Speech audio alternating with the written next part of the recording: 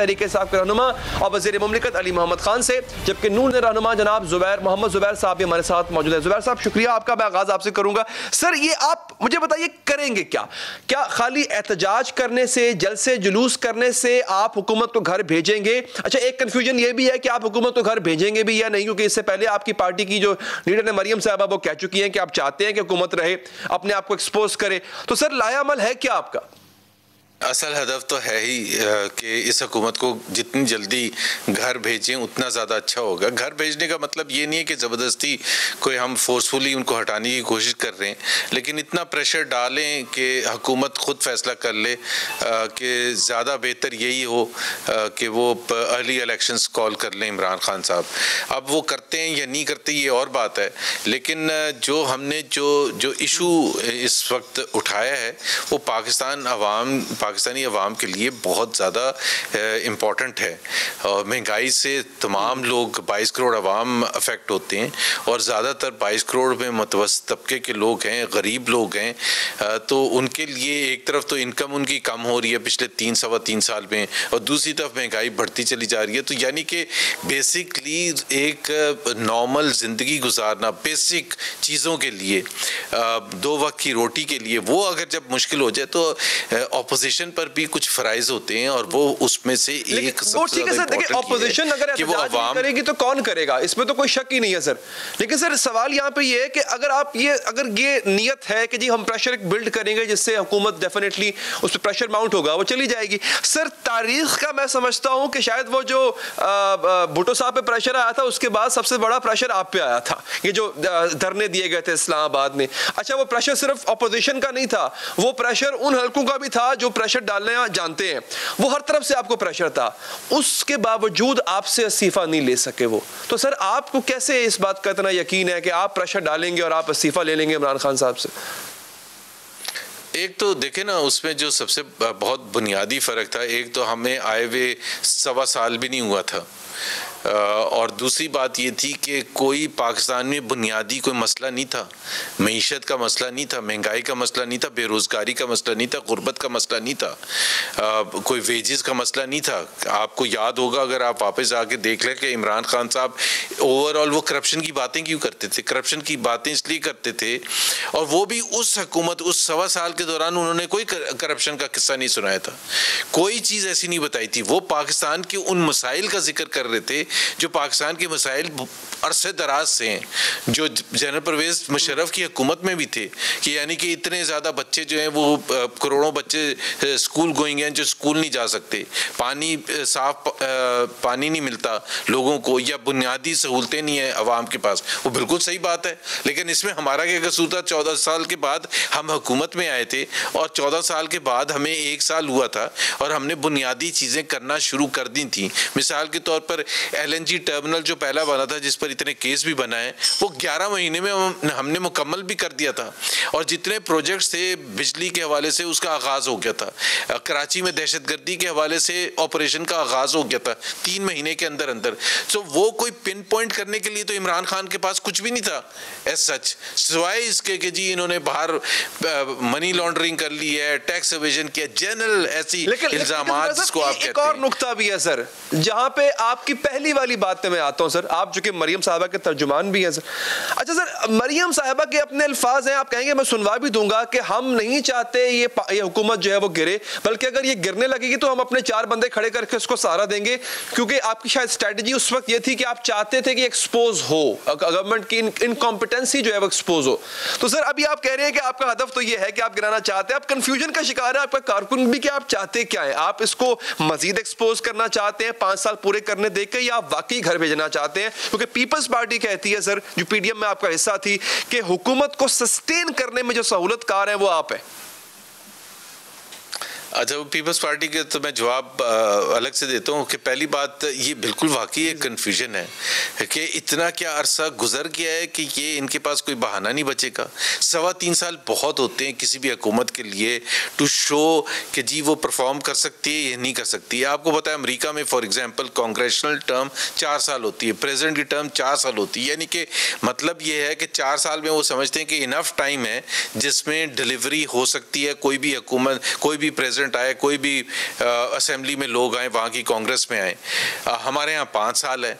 तो जो चीज़ 3.25 साल में नहीं हो सकी, लास्ट देखें जून के बाद, अगले जून के बाद इलेक्शन ईयर होगा, उसमें कोई बुनियादी रिफॉर्म्स नहीं हो सकेंगे, कोई बुनियादी जो कोई ऐसे बड़ी चीज़ें हैं वो नहीं हो सकेंगी, ना ही कोई ऐसे प्रोजेक्ट हैं जिसको कंप्लीशन होनी है अगले 1-1.5 साल में। जिस तरह हमारे थे LNG के प्रोजेक्ट से, हमारे कोल के प्रोजेक्ट से, हमारे दूसरे प्रोजेक्ट चल रहे थे, मोटरवेज बन रही थी, हमारे तो एक स्पेसिफिक प्रोजेक्ट्स हैं।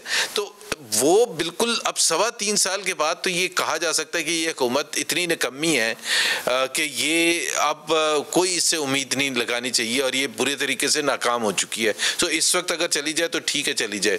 दूसरा, पीपल्स पार्टी का जहाँ तक ताल्लुक है, हम सहूलतकार, हम कैसे सहूलतकार हो सकते हैं?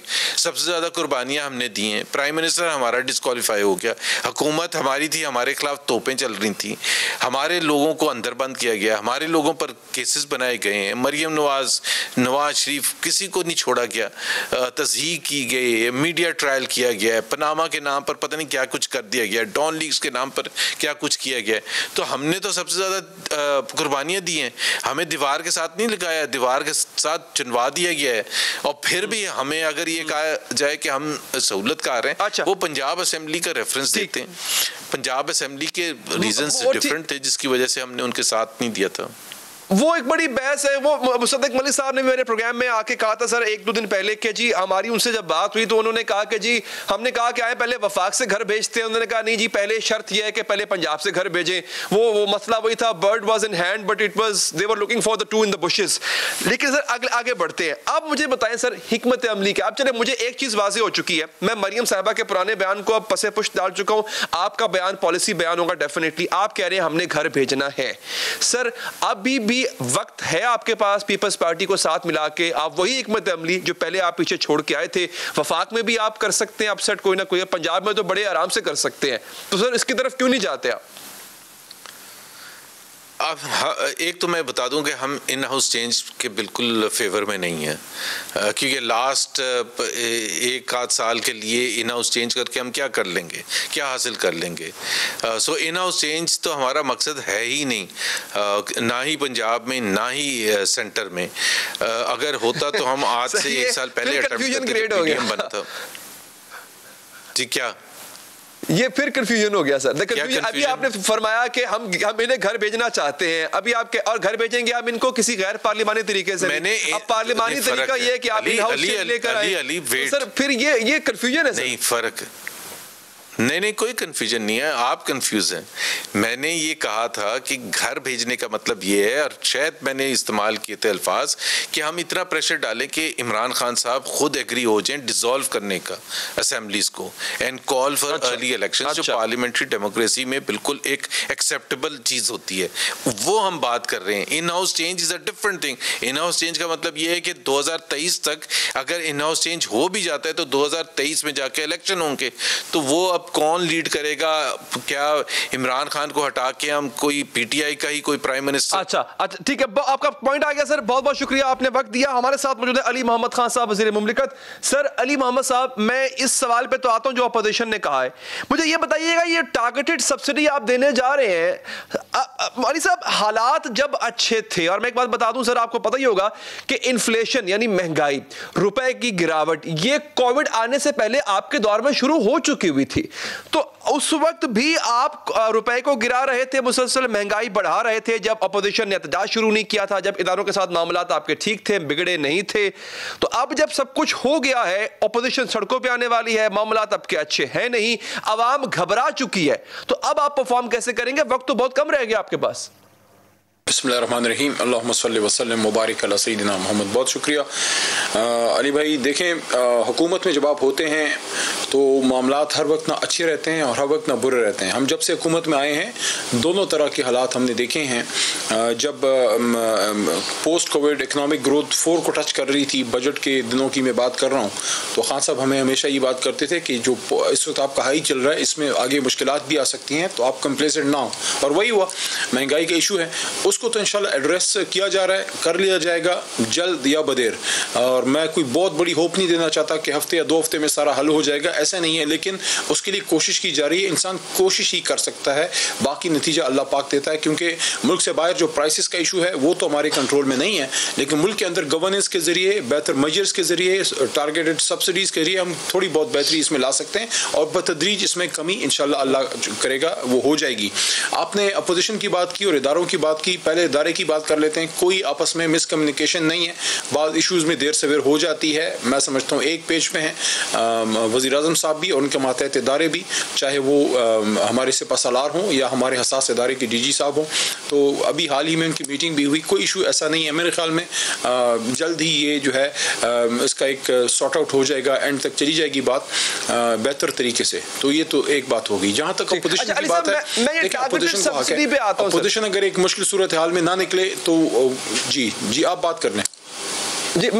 जी सर, मैं अर्ज कर रहा हूँ सर, चूंकि वक्त कम होता है तो बड़े मामलात हैं जो आपसे डिस्कस करने हैं। टारगेटेड सब्सिडी पे मैं आता हूँ सर, लेकिन अर्ज ये है कि अली साहब, ये बात शौकत तरीन साहब ने भी की है कि अभी महंगाई जाती हुई नजर नहीं आ रही, और ये बात अभी आपके जो चीमा साहब है, जमशेद चीमा साहब, जो खुराक के हवाले से उन्होंने भी कहा है कि जो फूड इन्फ्लेशन है वो तो अभी कम नहीं होगी। यानी सर यही साल है आपके पास, अगला साल तो इलेक्शन का साल है, इसी साल में आपने परफॉर्म करना है, वक्त बहुत कम रह गया है सर। तो ये टारगेटेड सब्सिडी ये किस तरह देंगे आप? क्या इतना पैसा है आपके पास कि आप टारगेटेड सब्सिडी दे सके? उसके लिए प्लान तो बना लिया गया है, और आज मैं तो नहीं था ब्रीफिंग में क्योंकि मैं तो असेंबली कार्रवाई को देखता हूँ, लेकिन आज ब्रीफिंग भी दी गई है एहसास प्रोग्राम वालों की तरफ से, डॉक्टर साहिबा की तरफ से, खान साहब को। तो उसका तो प्लान मेरे ख्याल में इंशाल्लाह बस तैयार ही है। ज़ाहिर है इतनी बड़ा जो एक महंगाई का जिन है जो बैन अल-अक़वामी सतह पे है, सिर्फ पाकिस्तान में नहीं है, ये जहन में रहे सबके कि ये बैन अल-अक़वामी फिनामिना है। ऑयल प्राइसेस जो है पेट्रोल वगैरह की, डीजल की, ये तो दुनिया में बढ़ी हैं, पाकिस्तान पे भी उसका असर हुआ है। और पोस्ट कोविड वैसे ही सब मुल्कों की इकॉनमी जो है वो बैठी हुई है। पाकिस्तान तो एक उसमें बहुत कम उन ममालिक में से है जिसकी इकॉनमी नहीं बैठी, बल्कि अल्लाह के करम से हमने ग्रोथ किया है, 4 तक टच किया है, लेकिन जो महंगाई है उसका असर आम आदमी पे बहुत ज़्यादा है। इस वजह से ये हमें फील हो रहा है, लेकिन इसको ठीक होने में वक्त लगेगा। नाउमीद नहीं होना चाहिए, लेकिन अपने अवाम से, कौम से सच्ची बात भी करनी चाहिए कि हम उनको कहें कि 3 महीने में बिल्कुल महंगाई ख़त्म हो जाएगी, ऐसा नहीं होने लगा, थोड़ा वक्त लगेगा। लेकिन इंशाल्लाह देखें, अभी आप कह रहे हैं बहुत कम वक्त रह गया, मैं इससे एग्री नहीं करता। हुकूमत जो है वो 5 साल के लिए आई है, आपके 3 साल पूरे हैं, दूसरा फाइनेंशियल जो 4th फाइनेंशियल ईयर है उसमें आपके अभी 2-2.5 महीने हुए हैं। वी हैव टाइम, उसको हम बेहतर कर सकते हैं, इंशाल्लाह बेहतर हो जाएगा। आखिरी बात जो मैं करना चाहता था पहले सेगमेंट में वो ये है कि जो अपोजिशन है वो निकल रही है तो अगर अपोजिशन एहतजाज ना करे तो वो काहे की अपोजिशन, लेकिन अपने खिलाफ भी एहतजाज करें। अपने खिलाफ इस चीज़ की एहतजाज करें कि जब हमें ये हुकूमत मिली है, हमने तो लुटी पिटी हुकूमत मिली जिसमें 30 दिन का फॉरेन एक्सचेंज रिजर्व नहीं था, हमें IMF के पास जाना पड़ा। और जब आप IMF के प्रोग्राम में जाते हैं तो आप 100% खुद मुख्तियार फिर नहीं रहते, आप एक प्रोग्राम के तहत जाते हैं, एक एग्रीमेंट के तहत फिर आपको जाना पड़ता है। अच्छा अली साहब, एक मुझे बात समझाइएगा सर, मैं दोबारा उस पर आता हूँ सब्सिडी वाले इशू पे। आप टारगेटेड सब्सिडी दे रहे हैं, अच्छी बात है सर। सब्सिडी देना वैसे ओवरऑल पूरी दुनिया में ये कोई इतना अच्छा सस्टेनेबल मॉडल समझा नहीं जाता इकोनॉमिक्स की नज़र में, एक बात। दूसरी बात सर ये कि जब आपने सब्सिडी ही देनी थी तो सर फिर ये डॉलर की जो फ्री फ्लाइट आपने रखी हुई थी, और मैं ये बता दूं सर कि ये प्री कोविड यानी कोविड से पहले डॉलर आपके हाथ से निकल चुका हुआ था, ये पोस्ट कोविड सिनेरियो तो बाद में हुआ ना सर। इन्फ्लेशन, फूड इन्फ्लेशन और डॉलर की फ्लाइट ये कोविड से पहले शुरू हो चुकी हुई थी सर। और आपने कहा कि जी चूंकि हम कंट्रोल नहीं करना चाहते, हम मार्केट में पैसा नहीं फेंकना चाहते और डॉलर को हम जो है वो कंट्रोल नहीं करेंगे। सर महंगाई है दुनिया में, लेकिन पाकिस्तान की जो पॉलिसी है, पाकिस्तानी गवर्नमेंट की पॉलिसी, वो मजीद कंट्रीब्यूट कर रही है उस महंगाई में। तो सर ये सब्सिडी ही अगर देनी थी तो कम फिर डॉलर को ही मैनेज कर लेते, कम से कम महंगाई तो ना होती। नहीं देखिए, आपकी पार्शल बात से मैं एग्री करता हूँ, सब्सिडी वाली बात से मैं एग्री नहीं करता। और पहली बात जो है उस पे मैं बात को थोड़ा सा आगे लेके जाता हूँ कि ये जो पॉलिसी शिफ्ट हुआ है 2013 से, अगर आप देख लें 2017 तक मुस्लिम लीग नून के पहले 4 साल आर्टिफिशियली डॉलर को मेंटेन रखा गया इसाक डार साहब की जानिब से, और वो पैसा झुंका गया, डॉलर झुंके गए। उसके बाद उन्हीं के अपने फाइनेंस मिनिस्टर मिफ्ता इस्माइल ने उसको चेंज कर दिया, और उसके बाद उन्होंने मार्केट पैरिटी की तरफ लेके जाने की उन्होंने कोशिश की। हमने वो तो नहीं कहूँगा कि मुफ्ता इस्माइल की पॉलिसी को जारी रखा, लेकिन हमने इसाक डार की पॉलिसी को जारी नहीं रखा। मैं इस तरह लूँगा इसको